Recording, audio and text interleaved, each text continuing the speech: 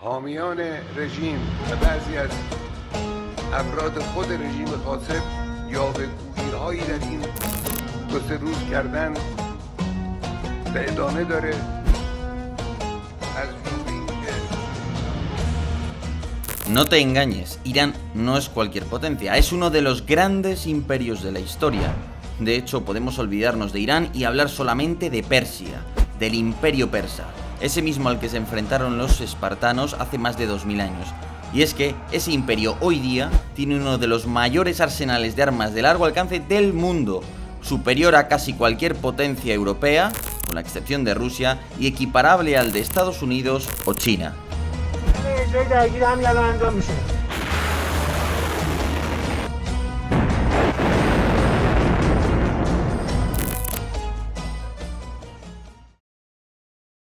Por tanto, ¿qué sucedería si hubiera una escalada e Irán decidiera entrar en conflicto contra Israel, tanto a raíz de lo sucedido en Gaza como a raíz de lo sucedido en el sur del Líbano? Y sobre todo, ¿con qué herramientas de presión podría contar Teherán para enfrentarse a Washington y al gobierno israelí?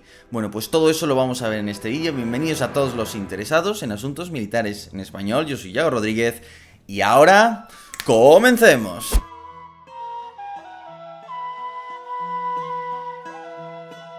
Para empezar, hay que tener en cuenta la red de alianzas con actores no estatales que todo el mundo conoce como el eje de resistencia, ya que en la visión iraní del mundo ellos resisten al gran Satán, que es Israel y Estados Unidos, de ahí el nombre eje de resistencia.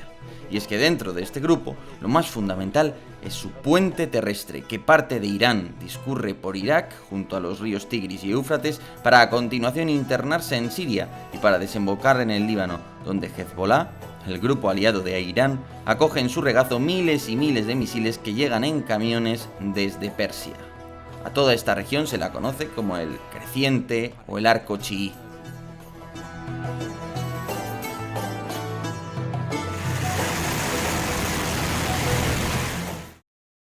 El poder de esos grupos favorables a Irán es tan grande en todo ese territorio que abarca Siria e Irak, que yo recuerdo haber tratado con distintos sirios que vivían en España y con los que he hablado de la situación en Alepo, ciudad arrasada por la guerra, y por lo que me han contado allí en estos momentos tiene mucho más peso las milicias proiraníes, que incluso recaudan impuestos a los pequeños comerciantes de la zona y les obligan a pagar tasas como si se tratara de un grupo criminal prácticamente, y entre tanto el ejército sirio no puede hacer nada porque es muy pequeño y prácticamente no está presente, es decir, que tienen un control del territorio inclusive fenomenal, particularmente a lo largo de toda la franja del norte de Siria. La presencia iraní en Siria es tal que durante años la Fuerza Aérea de Israel ha bombardeado Siria para interceptar los camiones que llegan con misiles o componentes de misiles desde Irán. De hecho, los bombardeos hebreos suelen producirse en la frontera entre Irak y Siria, en el famoso cruce de carreteras de Al-Bukamal, donde quizás a veces se insertan equipos de fuerzas especiales para marcar los potenciales objetivos que circulan por la carretera.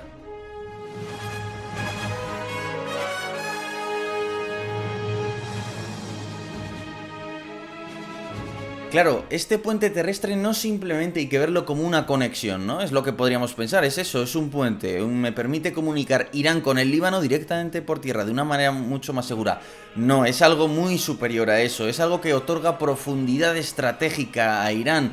Ahí puedes esconder drones, puedes esconder misiles, puedes movilizar logística, puedes desplegar milicias, puedes apoyar a tus gobiernos, puedes favorecer que tus grupos favorables se enfrenten precisamente a los aliados de Estados Unidos, por ejemplo, en Irak. En fin, tienes toda una amplia gama de herramientas que te proporciona controlar ese territorio y que te abre opciones políticas, opciones incluso económicas en algunos casos, si tenemos en cuenta los pozos de petróleo iraquíes, pero por supuesto también opciones militares en cuanto al despliegue de la logística, al despliegue de milicias y por supuesto al envío de armamento.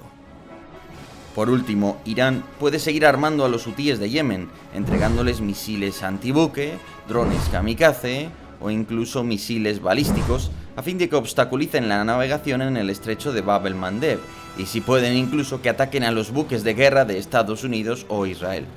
Bloquear Bab el-Mandeb forzaría a Egipto a actuar para que concluya la guerra y se levante el bloqueo, ya que en caso contrario toda la navegación del canal de Suez podría verse amenazada.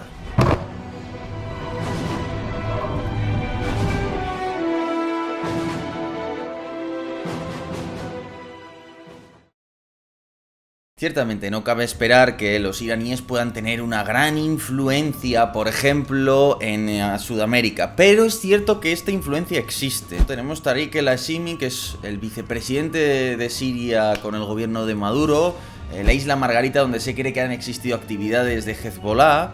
Entonces tenemos una red de expatriados procedentes de Oriente Próximo que ha utilizado desde el Líbano Hezbollah para expandir su importancia precisamente en Sudamérica.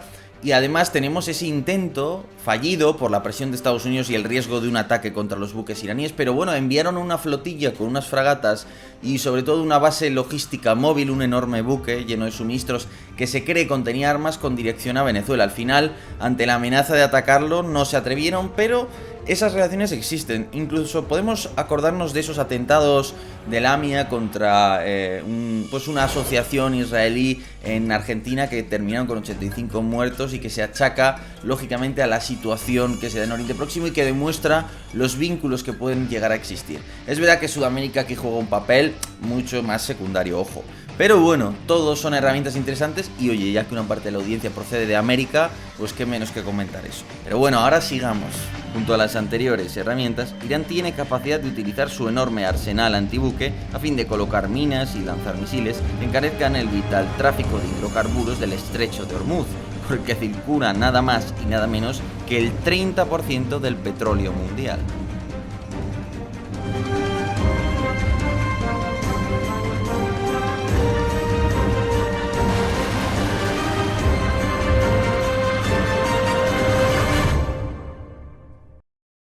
En realidad, bloquear completamente el estrecho de Hormuz o el estrecho de Bab el-Mandeb que controlan los hutíes, aliados de Irán, sería un acto tremendo que tendría unas consecuencias internacionales muy graves para Irán, ¿no? Al fin y al cabo, cuando yo toco un estrecho e interrumpo completamente, cerceno la navegación, estoy molestando a muchos países. Para empezar, todos los países del lejano oriente, de Asia, que viven de exportar productos, países como India, países como China, potencias mundiales de ese calado, obviamente no quieren consentir ese tipo de prácticas porque afectan directamente a sus economías. Por tanto, tú te pondrías en contra de todo el mundo. Luego tienes al norte a Egipto que vive del canal de Suez. Tú no le puedes bloquear Bab el-Mandeb ni debes causar daño a la navegación en el Índico porque te pones en contra de Egipto. Entonces, la opción de Irán no es bloquear directamente los estrechos. Eso solo sucedería en caso de una guerra con Estados Unidos e Israel, básicamente, ¿no? Entre tanto, lo que hacen que es: te secuestra un buque, cosa que ya han hecho en el pasado, envían al Sepah, las fuerzas especiales de la armada iraní, abordan un buque y se lo llevan de manera forzosa a aguas controladas por Irán, precisamente, te lanzan unos misiles antibuque, te dejan unas minas navales, que da la sensación de que no son tan agresivas, porque las minas, oye, tú te topas con ellas y te explotan, pero no es como si te hubieran lanzado un ataque con misiles antibuque, por ejemplo. Entonces, con todo eso empiezan a encarecer los costes de la navegación y al final esos son costes políticos para cualquier acción de Israel o de Estados Unidos. Es una manera de presionar e incluso de disuadir en cierto sentido. Y por si todo esto fuera poco, las fuerzas del eje de resistencia se activarían en Irak, animando a las milicias chiíes del país a rebelarse y atacar los intereses estadounidenses en un país que tras una década de intervención de Estados Unidos aún tiene un fuerte simbolismo para la población. Es decir, que Irán podría tratar de expulsar a Estados Unidos a efectos prácticos de Irak.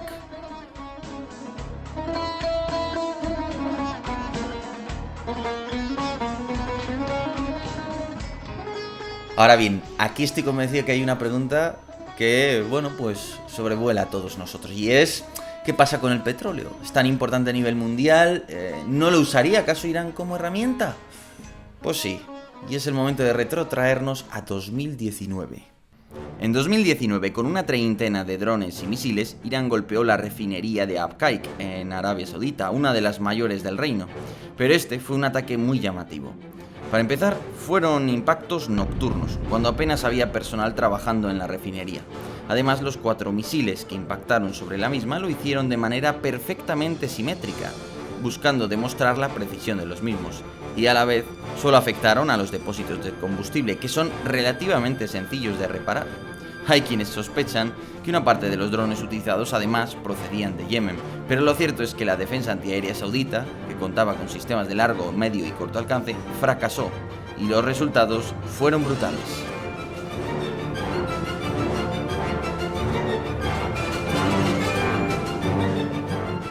Es decir, que Arabia Saudita vio reducida su producción de petróleo en un 50% en solo 24 horas, uno de los mayores productores del mundo.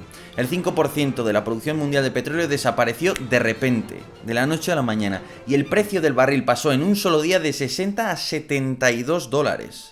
Es decir, con todo esto Irán nos estaba lanzando un mensaje. Estaba lanzando el mensaje de: imaginad qué pasa si en una situación de guerra no solo hago esto, sino que empiezo a atacar los buques que transporten crudo a lo largo del estrecho de Hormuz, y empiezo a atacar con misiles no solo esta refinería saudita, sino el resto de refinerías sauditas. Empiezo a atacar las refinerías, los oleoductos de Emiratos Árabes Unidos, los de Kuwait, los de Qatar, en fin, el daño que puede llegar a hacer, llegado el caso Irán, en caso de un conflicto. Pero las herramientas al servicio de Irán no acaban aquí.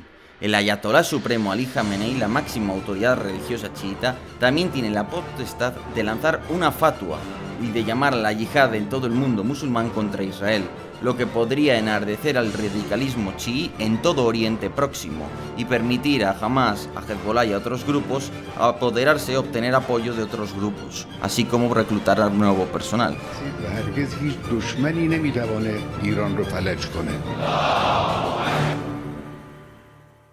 Por último, no hay que descartar una herramienta ampliamente utilizada por Irán y que además es relativamente discreta, es poco letal, poco mortífera y por tanto tiene una mejor recepción en la opinión pública, y son los ciberataques. Irán en diversas ocasiones ha atacado infraestructuras críticas como los sistemas de depuración de aguas de Israel.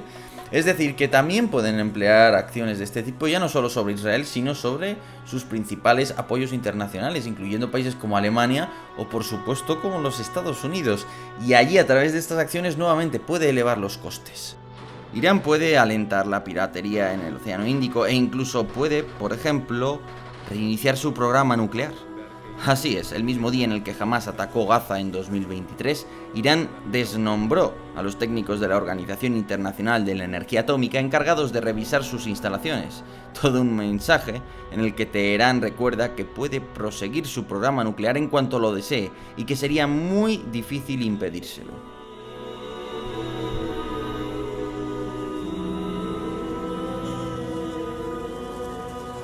Con todo esto, por tanto, ¿cuál es la conclusión?